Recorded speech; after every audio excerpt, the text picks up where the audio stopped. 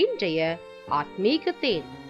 இன்று தினத்தின் தியானத்திற்காக சங்கீதம் 33:11 உங்களுக்காக நான் வாசிக்கட்டும். கர்த்தருடைய ஆலோசனை நித்திய காலமாகவும் அவருடைய இருதயத்தின் நினைவுகள் தலைமுறை தலைமுறையாக நிற்கும். ஆம் பிரியமானவர்களே, என் தேவனாகிய கர்த்தர் உன்னை கொண்ட அநாதி காலம் முதல் கொண்ட அவர் ஆலோசனை கொண்டவர். ஏற்ற காலத்தில் தம்முடைய ஆலோசனையை உன்னில் நிறைவேற்றும்படியாக தன் இருதயத்தில் உன்னை குறித்து நினைத்து வைத்திருக்கிறார். மனம் சோர்ந்து போகாதே.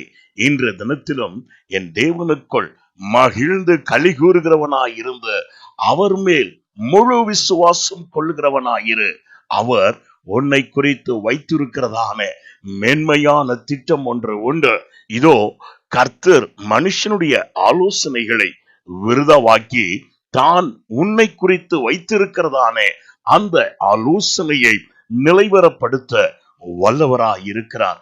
நீயோ உன் உள்ளத்தில் தேவனை துதித்து பாடுகிறவனாய், உன் சிந்தையில் கபடமற்றவனாக தேவனை குறித்தே, தேவனுடைய நல்வாக்கை குறித்தே தியானிக்கின்றவனாயிரு. என் தேவனாகிய கர்த்தர் தாமே உன்னோடு இருந்து உன்னை குறித்து அவர் வைத்திருக்கின்றதான விருப்பங்களை நிறைவேற்றி உன்னை மேன்மை உள்ளவனாகவும் சாதுரியம் உள்ளவனாகவும் நிறுத்த வல்லவராய் இருக்கிறார். நான் உங்களுக்காய் ஜெபிக்கட்டும்.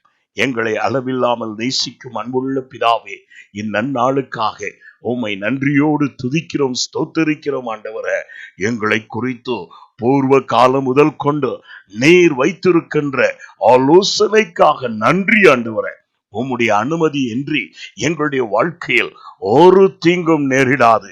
ஒருவனும் தன் ஆலோசனைகளை எங்கள் மேல் அபத்தமாய் செயல்படுத்த முடியாது. ஆண்டவரே, நீர் எங்களுடைய தேவனாய் இருக்கிறபடியால் நாங்கள் பாக்கியம் பெற்றோம். எங்களை குறித்து கரிசனை கொண்டதானே எங்கள் தகப்பனே, இன்ற தினத்திலும் நீர் உம்முடைய பிள்ளைகளோடு இருந்து அவர்களுடைய உள்ளங்கள் உமக்குள் களிகூர்ந்து மகிழும்படியாக அவர்களை அதிசயமாய் நடத்தி அருளும். இயேசுவின் நாமத்தில் பிதாவே, ஆமென். God bless you.